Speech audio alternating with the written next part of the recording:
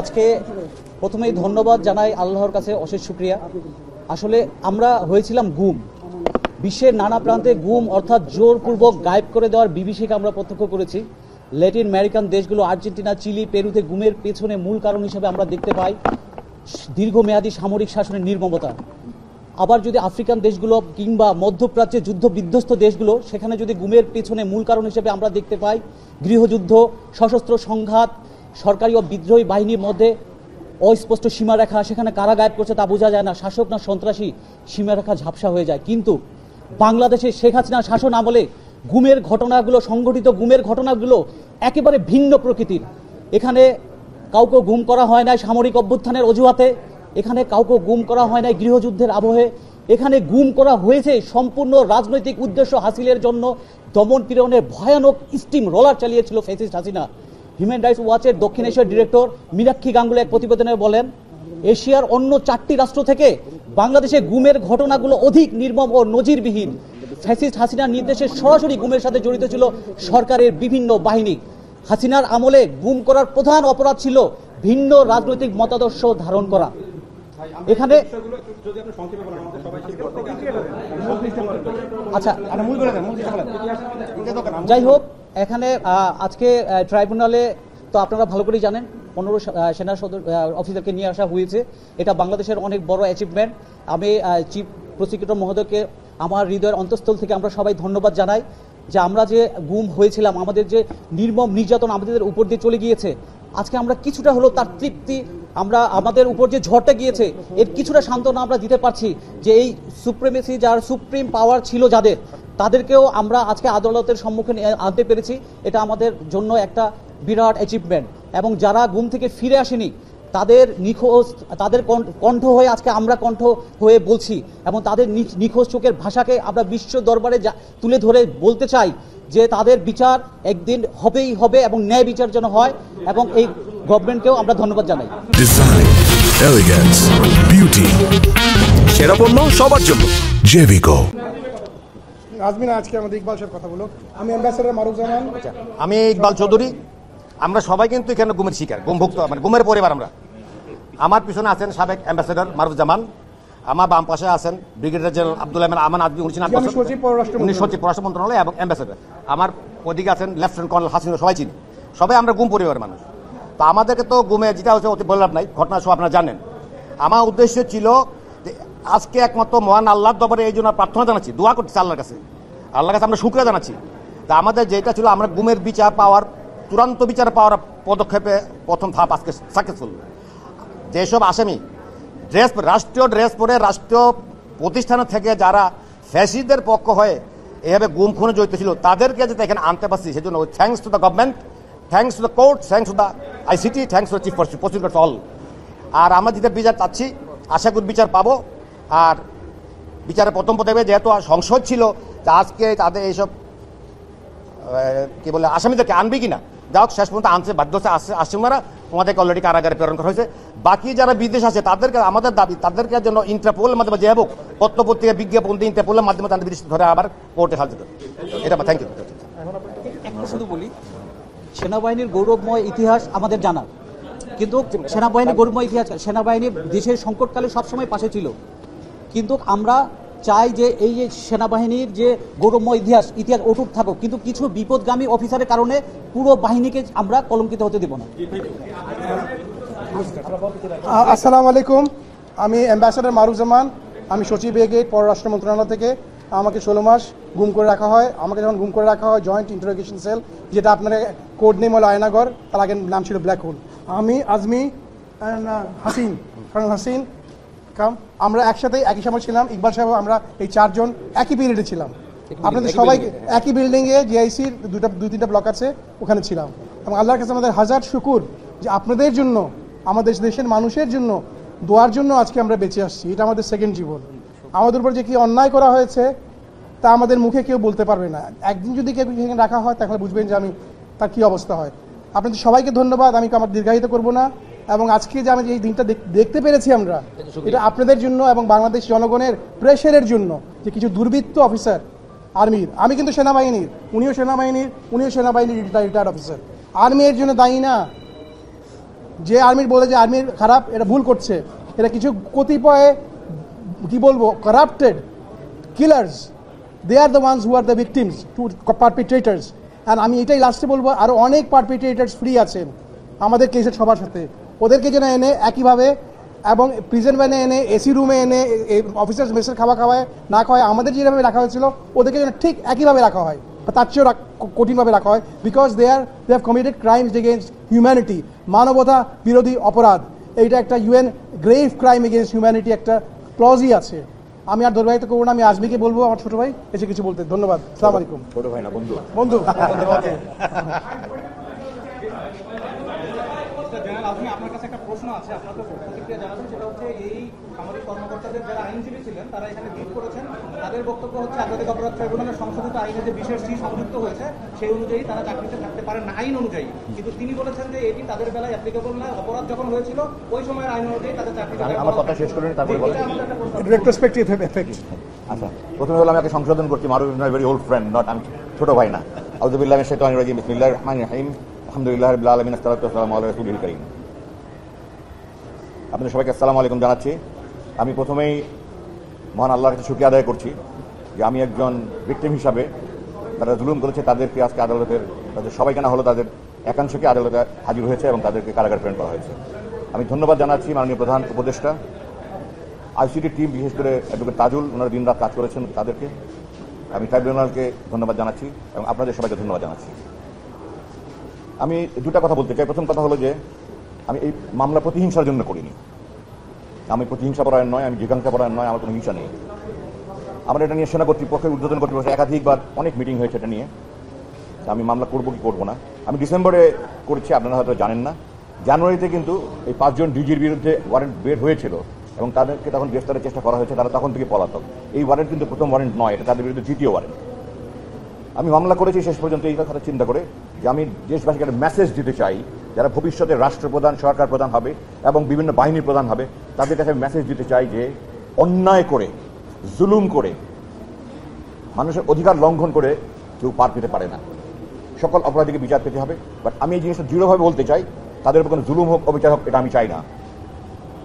আমি চাই তারা সুবিচার পাক, তারা যা বক্তব্য বলার সেটা বলার সুযোগ পাক এবং মাননীয় আদালত তাদের সমস্ত বক্তব্য শুনে যেন তাদের সুবিচার করেন, সেটাই আমি চাইবো। আমি চাই না তাদের অবিচার হোক। যে যতটুকু করেছে তার ততটুকু পাওনা সে যেন পেয়ে যায়, বাকি আখিরাতের কথা পরে থাকবে। আমার দ্বিতীয় মেসেজ হলো, যেটা আমার আগে বলে গেছেন, আমি আজকে সকালে স্ট্যাটাস দিয়েছি, এই জন্য আমি হাজার হাজার মানুষের কাছে গালি খাচ্ছি ফেসবুকে। আমি সেনাবাহিনীকে কেন ডিফেন্ড করতে চাই। এই যে 25 জন অপরাধীর বিরুদ্ধে ওয়ারেন্ট ইস্যু হয়েছে, এরা একজনও কিন্তু সেনাবাহিনীর অভ্যন্তরে থেকে কোনো অপরাধ করার কারণে ওয়ারেন্ট বের হয়নি। তারা সেনাবাহিনীর বাইরে এসে, সেনাপ্রধানের নিয়ন্ত্রণের বাইরে এসে তারা এগুলি করেছে। এবং এই সংখ্যাটা কিন্তু সেনাবাহিনীর 1000 ভাগের 1 ভাগও নয়। একটা প্রতিষ্ঠানের 999 জন ভালো আর একজন খারাপ, তার জন্য পুরো বাহিনীকে বদনাম রটনা, কুৎসা রটনা কিন্তু কোনো দেশপ্রেমিকের কাজ নয়। আপনাদের মনে রাখতে হবে যে আপনাদের মধ্যে আমি দেশবাসীকে জানাতে চাই, এই সেনাবাহিনী জাতির সাথে সবসময় ছিল, জাতির পাশে ছিল। 5ই আগস্ট বিপ্লব কতটা কি হতো যদি সেনাবাহিনী পাশে না থাকতো, ভয়াবহ চিন্তা করা যায় না। সেনাবাহিনী যে দেশের স্বাধীনতা, সার্বভৌমত্ব, অখণ্ডতা, সংহতি, ঐক্যের প্রতীক, এটাকে বিতর্কিত করা মানে আমরা আমাদের নিজেকে ক্ষতি করছি। ভারতের এজেন্ডা তারা আমাদের সেনাবাহিনীর জনগণ মুখোমুখি করতে চায়। আমরা যদি নিজেরা এই দেশের জনগণ যদি সেনাবাহিনীর মুখোমুখি হয়, এই অসাধু, এই দুর্নীতি পরায়ণ কিছু অফিসারের জন্য দেশের ক্ষতি হবে, আমার আপনার ক্ষতি হবে। আপনারা দয়া করে সেনাবাহিনীকে গালি দিবেন না, সমস্ত অপরাধীকে গালি দেন। আমি দিচ্ছি, আমি মামলা করেছি। আমি সেনা কর্তৃপক্ষকে ধন্যবাদ জানাতে চাই যে তারা এই আইনি প্রক্রিয়া যেন সহজভাবে, সুন্দরভাবে চলতে পারে, একজন সহায়তা করছে। জেনারেল বাকা সহ সেনা কর্তৃপক্ষ যারা সংশ্লিষ্ট ব্যক্তি আছে সবাইকে ধন্যবাদ জানাতে। যারা এখনও ধৃত হয়নি, ধরা যায়নি, তাদের আনার ব্যাপারে পূর্বে বলা হয়েছে। আমি আবার বলছি, সবাইকে আইনের মুখোমুখি করা উচিত। যারা পলাতক আছে তাদের বিরুদ্ধে ইন্টারপোলের মাধ্যমে তাদেরকে এনে বিচারের মুখোমুখি করা হোক। আমি চাই দেশবাসী যেন ভবিষ্যতে আর কোনো স্বৈরাচার না দেখে, দেশবাসী যেন আরও ভবিষ্যতে কোনো খুনি জেনারেল জিয়া, খুনি জেনারেল মুজিব না দেখে।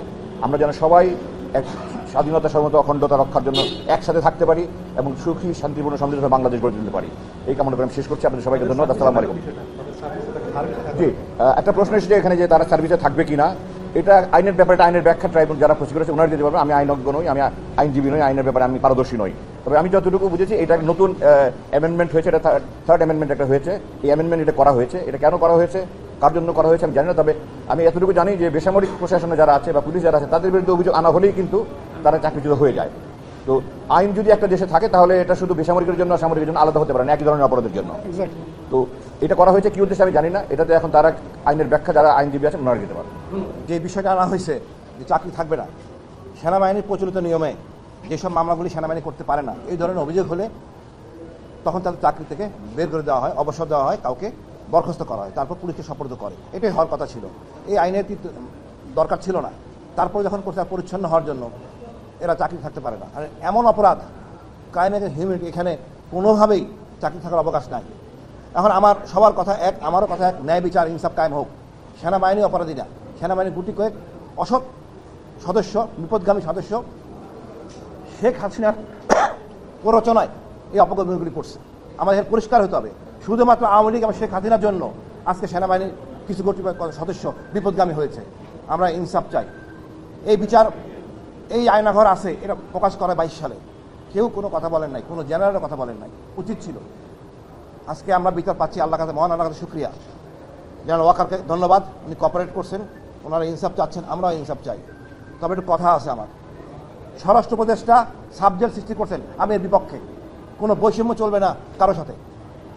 যে আইজিপি, মন্ত্রী, এমপি এবং অন্যান্য লোকরা যদি কারাগারে থাকতে পারে, যে দেশের নিয়ম মতো কারাগারে থাকতে পারে, এনাদের একই জায়গায় থাকতে হবে। বৈষম্য করে বিচার হয় না, আমরা বৈষম্য চাই না। আমি তো মনে করি আয়নাঘরে রেখে এদের বিচার করা উচিত। তবে দেশের আইনের প্রতি শ্রদ্ধাশীল এই স্বরাষ্ট্র উপদেষ্টা আমাদের মধ্যে বিভেদ সৃষ্টি করে দিচ্ছে। আমি এর প্রচণ্ড ঘৃণা করি। উনি মানে কোন কাতারের মধ্যে পড়ে আমি জানি না। ওনাকে ডিভিশন দেওয়া হবে, অফিসারদের ডিভিশন নিয়ে থাকবেন। ওখানে কি আইজিপি নাই? তিনি নাকি আইজিপির ঊর্ধ্বে। আমি মানে হতাশ।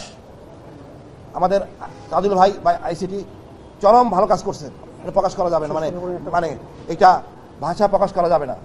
যেই সাহসিকতা, যে ভূমিকা, যে একটা সংশয় ছিল, এটা এন্ড হয়েছে। বাট আপনি কোনোভাবে ক্যান্টনমেন্টে রেখে কোনো তথ্য পাবেন না। অনেকে বলতেছেন, আমি শুনছি ব্যারিস্টার সররা বলতেছেন অনেকে নিরপরাধ, কারণ এরা কোনো কথা বলে নাই তদন্তের সময়। এই অফিসারদেরকে জিজ্ঞেস করা হয়েছে, এরা কথা বলে নাই। এখন যদি ক্যান্টনমেন্টে থাকে একই কাজই করবে। আমি এর ঘোর বিরোধী। দরকার হলে পুনঃ তদন্ত হবে, বাট কারাগারে রেখে, ওই ক্যান্টনমেন্টের ভিতরে এসি রুমে রেখে কাঁটা চামিচ প্লেটে এটা রাখা কোনোভাবে সম্ভব না। বৈষম্য হলে আমরা ন্যায় বিচার পাবো না।